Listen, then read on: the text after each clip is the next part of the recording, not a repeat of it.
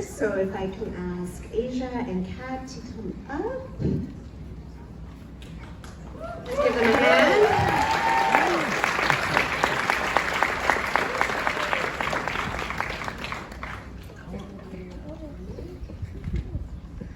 And do you want to introduce some of your crew? Sure. Can we invite Sarah McCusker up here as well as Michael Brand and Mike Johnston? And Jerry in line, please.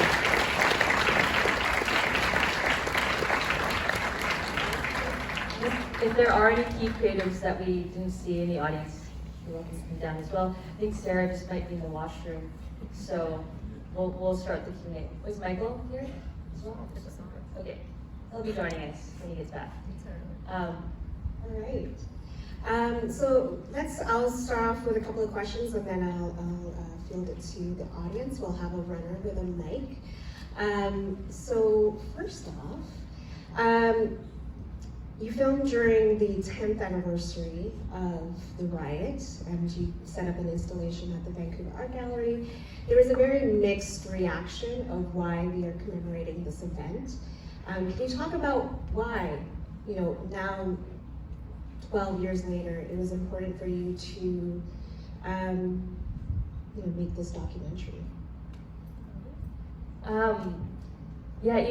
When this happened in 2011, it was obviously a very terrible moment in Vancouver's history. When Asia and I, throughout the making of this process, going through archival footage, we would, you can't help but feel some type of way whenever you watch footage. We would send text messages to each other to be like, oh my gosh, you see the shot, or what about this? But of course, the story is way more complex than that. And one of the things that we learned is that, things aren't just as black and white as they seem. And I remember in 2011, I was heartbroken when I saw what was happening. I remember replaying, videos on YouTube, and I was in my room when I was honestly in tears, and I needed to understand why did this happen? How did we behave like this? Is this humanity really showing, our true colors? And I didn't want to believe it, and that's why I was like, I need to, figure out why this is happening. I went downtown the next day with my video camera to ask questions, try to find out some answers.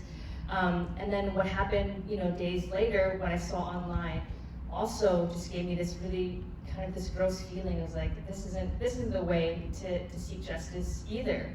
And so that's why when Asia and I met in 2018, and we landed, we talked about, future stories that we wanted to tell in our careers if we ever got so lucky. And this story, we both were like, yeah, we both have wanted to tell this story. And maybe now is the time. In 2011, I had just graduated from film school. I was still very green. And also this story was so fresh that no one wanted to touch it. And so, when we met, we were like, maybe this is the right time. 10 years has passed. And maybe we can actually do some much needed reflection, because we both felt that this story kind of got swept under the rug, and we actually haven't had this discussion about why this happened. And of course it's happened twice, and one of the questions that we always get is, will this happen again? And obviously this film is, one of the goals is to start this discussion so that it doesn't happen again. I guess something, a question for either of you is, what were your expectations going into making this film? Of what were you hoping to learn, and what did you actually learn? I think Kat and I always had a very clear vision for the perspective that we wanted to explore with this film, and that was ultimately social media, our relationship with social media, social surveillance, public shaming. So that was our focus from the get-go, and I think the biggest challenge was, of course, finding people who were directly affected by that, because of course it's considered the first smartphone riot. So we always knew that it'd be the focus of the film, because I think that's really what differentiates the 2011 riot from the 1994 riot. And so I think just in our early research, we were, wondering if there would be people who were willing to come forward, and we were just very fortunate to interview the people that we did in the film, and just really, admire them for their bravery at sharing their story. So I think that was always something that we were, focusing on, and we really just wanted to give them the opportunity to tell their story from their own perspective, because I feel like when we talked about the riot back in 2011 when it happened, we never really heard from those who were affected by the public shaming that went on. So I think we really just wanted to give them that space to tell their story.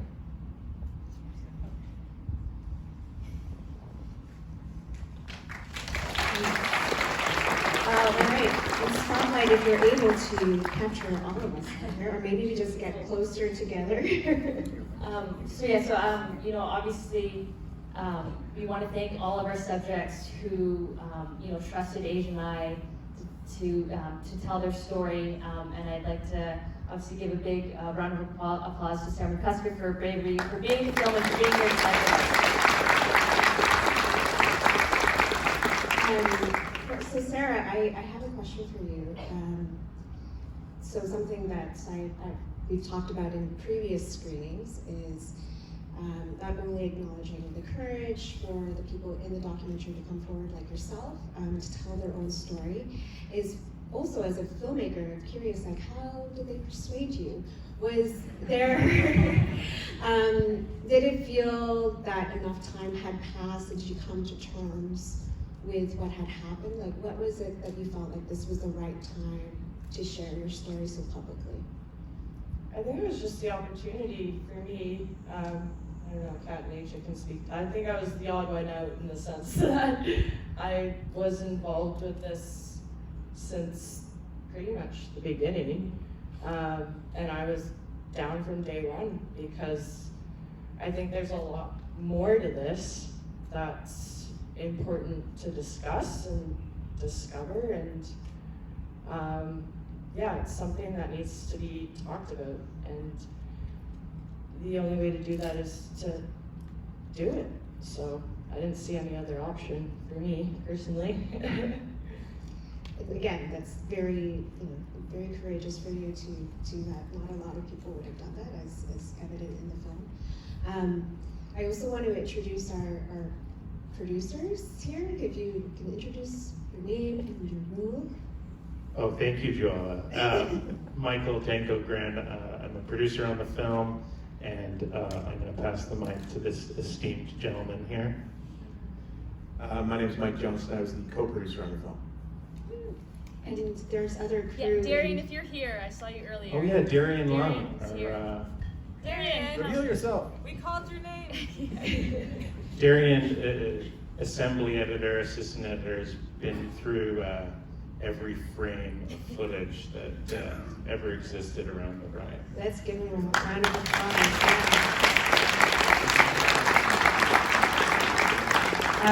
Just one more question for Sarah. We see in the film that you're preparing a bassinet. Kind of curious for yourself, like as you're raising your child, is there any lessons that you would impart from this experience to your child, or anything that you would want to impart to our audience? I think just being critical of everything you see. I think there's a weight we hold in especially video footage and photography that we kind of, hold up and we're like, this is evidence, this is the way it was. And what's lost is the fact that that's an individual, one-sided perspective just as much as anything else is. So I think the one thing is, question literally everything. And don't believe everything you see, and don't form half-baked opinions on things based on images that have been reproduced and cut and totally altered. And at the beginning of the day, they were just one little piece of something much bigger. Absolutely. And I think that's something that was said in the premiere screening on Monday, of that there's so many facets to this event that it could be like, hopefully ESPN can commission like a 10-part series for you guys to look at all of the different aspects. I want to throw it out to the audience. If there's anyone, we have a mic going around, if you can wait until there's someone in the very right side.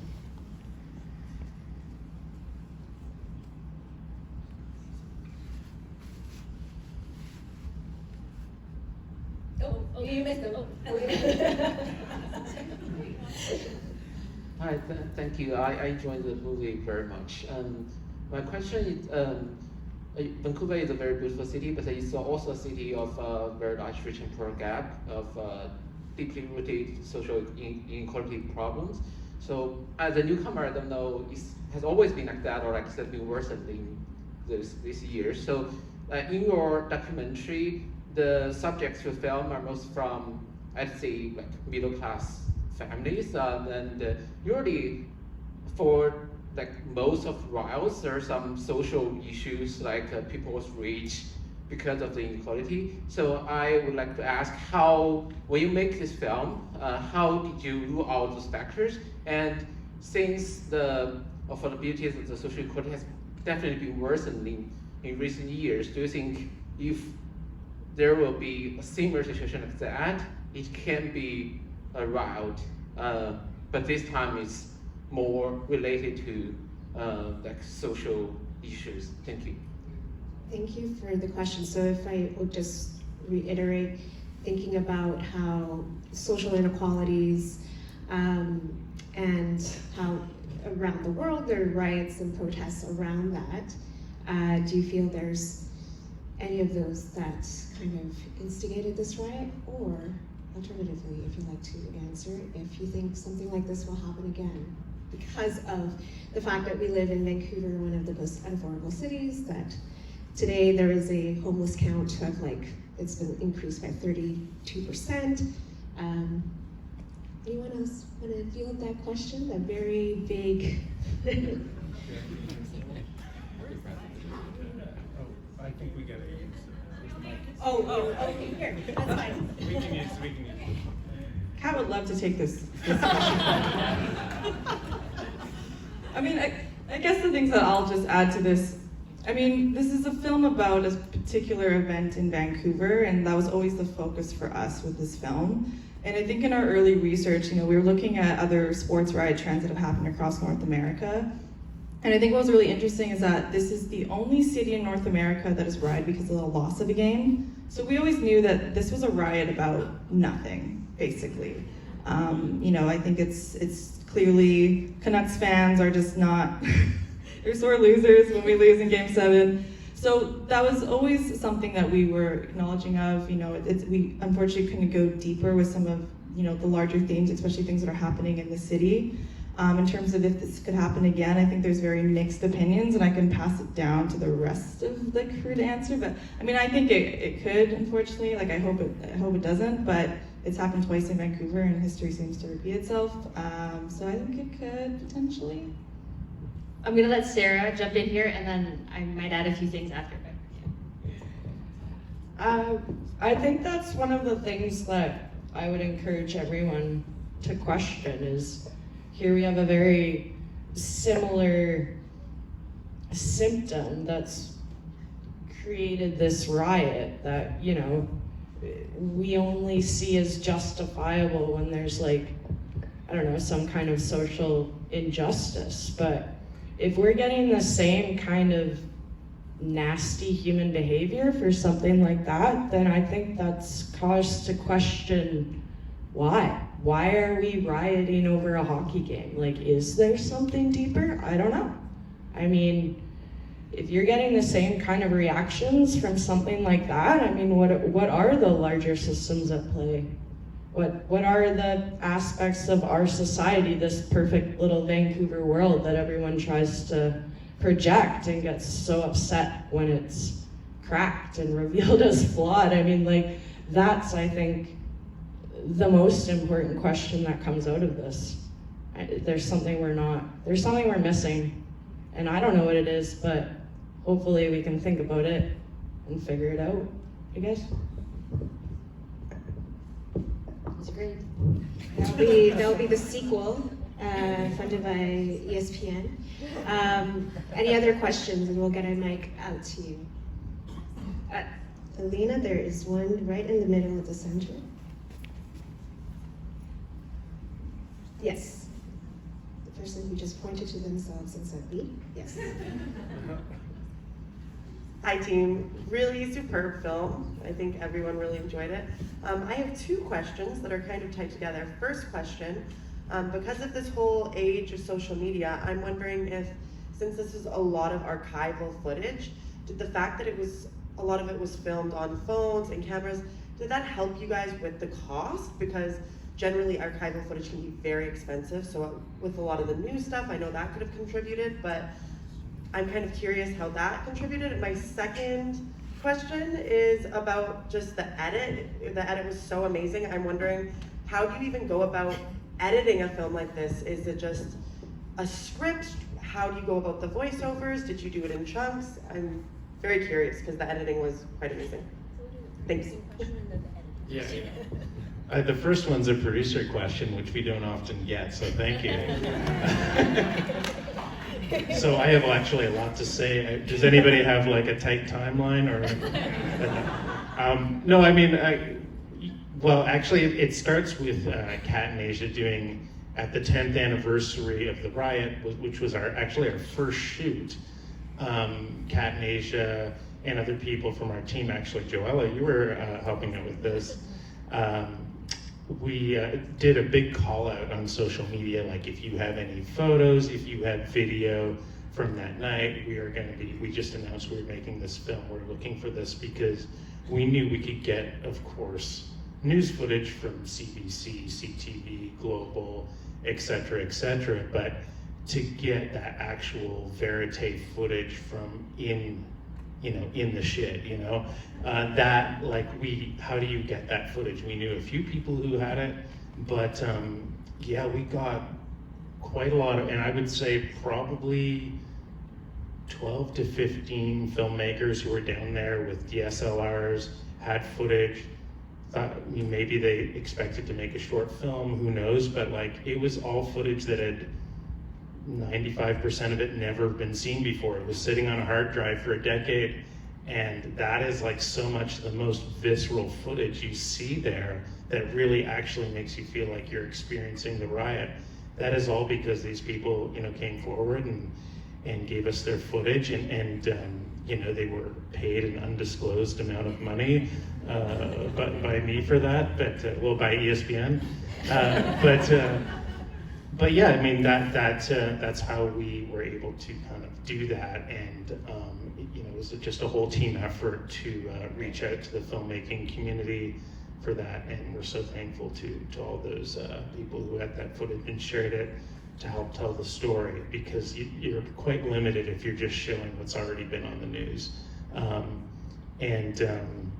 What else can I say? I'll pass it to Darian about the editing. Our editors, Katie Chipperfield and Greg Egg, are fantastic, accomplished editors who are great storytellers. And of course, Kat and Asia are all over the edit from start to finish. So that's how that happens. But Darian was actually in the weeds of all the footage. You want to say something? Like you said, I was the assistant editor, so if you want to know how the credits were made, I can give you all the dirty details. Otherwise, Greg Ing and Katie Chipperfield were given hours of interview footage and hours of archival and verite, and then they would just come out of their editing caves with these amazing sequences that were super awesome to watch. So, you'd have to find their emails and ask them. He's underselling himself. The editors had Darian create assemblies for them, because the job is unmanageable, and Darian really was a hero in creating a ton of assemblies that got the edit to a certain point, and then the editors came in and kind of finished it off. But yeah, we had a whole big team effort, and I'll get off the mic now. Thank you. Yeah, on Monday evening, your archival producer, Melissa James, was also mentioning that normally there is not a lot of archival to work with, so this was an abundance. And so being able to narrow down who exactly to look for, I think there's a scene where we see Dylan coming out of the... No, I mean, I just say that we, pretty much all our rioters, we did end up finding footage of everyone just from the archival footage that was given to us. And I've said this before in previous screenings, but for some shots, we have the same person in two different angles. Just because there was that much footage out there, there was that many people downtown filming this event. wild. I'm gonna pay attention to this row. There's someone right there. You got Alina? Hi, thank you so much for this film. It was amazing to watch.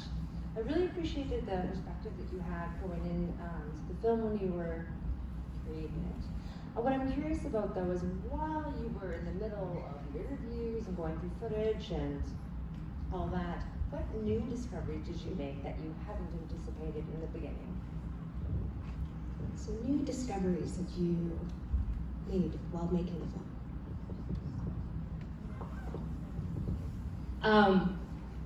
One of the things that I remember we chatted about that we were very surprised to learn was that I know this isn't across the board, but at least for the people who were physically assaulted who were in the film, when we asked them whether or not they if they pressed charges or whatnot, all of them said no, that they didn't want to, and that they just wanted to sort of forgive and just kind of move on, and to hold on to that anger was just gonna would be so toxic for them. And we found that so interesting, right? Because here you have all these people online who want people to pay and who will just want revenge, but none of the people who were actually hurt, like physically hurt. Again, this is not across the board. This is just from the people who we spoke to.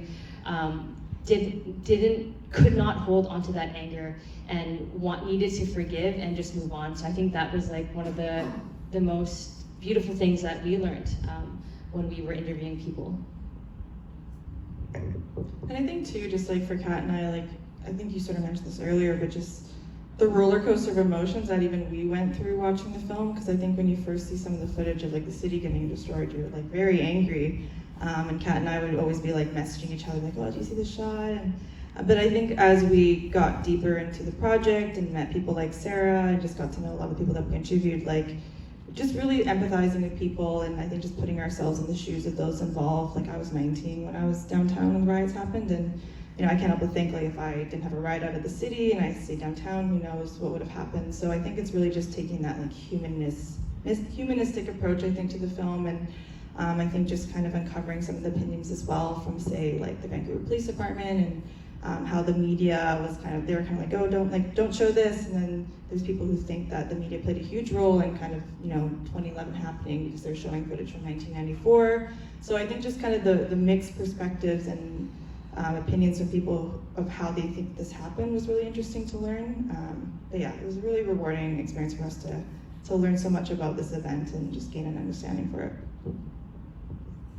I certainly think that's one of the hallmarks of this film.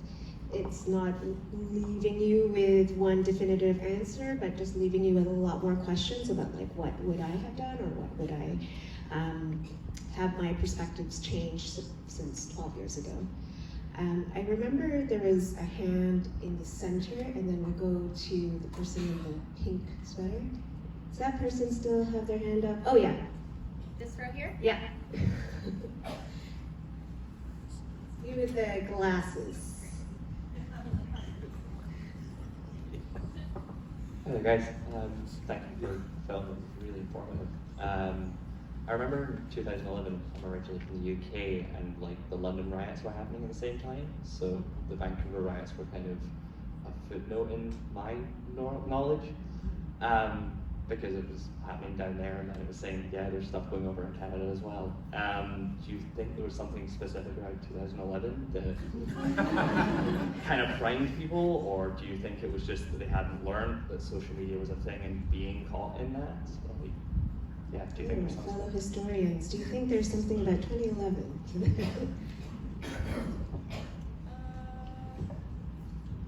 Maybe. It was interesting because John Ronson, who was interviewed in the film, actually talked a lot about the London riots. It didn't make the cut, but he was essentially saying that he lived on top of this hill, and I think there was like a mob of people, and he sort of, when he talks about like almost debunking mob mentality sort of, or like this like crowd theory, and he was saying that he lived on top of this hill, and there were these people who were like at the bottom of the hill, and they looked up, they're like, no, we're not gonna climb up that hill to riot, we're gonna go this other way. Yeah. So he was just kind of, using that as example. I mean, I don't know, like there's so many sports riots that happen in Europe and the UK, even like Alex's partner, she's from Ireland, and when Alex was so nervous to tell her about his involvement in the riot, and I think she thought it was something that was a lot more extreme. And then when he eventually told her, she was like, oh, like riots happen all the time in Ireland, like it's not a big deal. But I think in terms of 2011, I think there was just so many factors that led to that. I think it was, the fact that it was hot summer, there were people who were drinking, people were kind of corralled into this like very small area. I think there was maybe some lack of preparations, without pointing fingers, and just kind of a whole array of things I think that led to that happening. I don't know.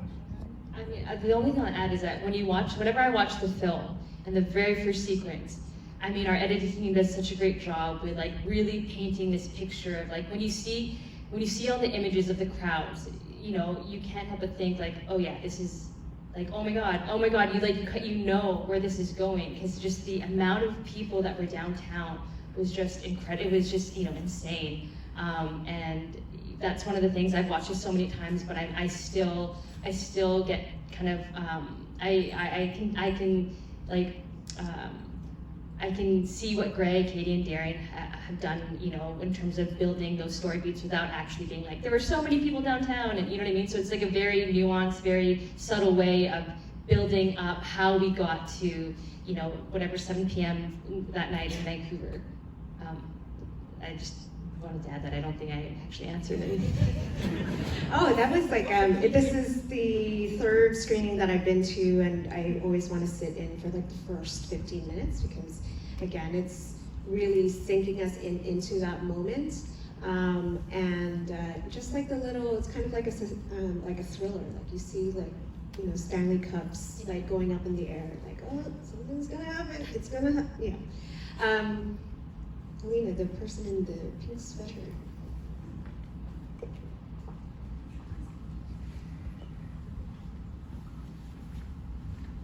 Hi, it was fantastic. Thank you.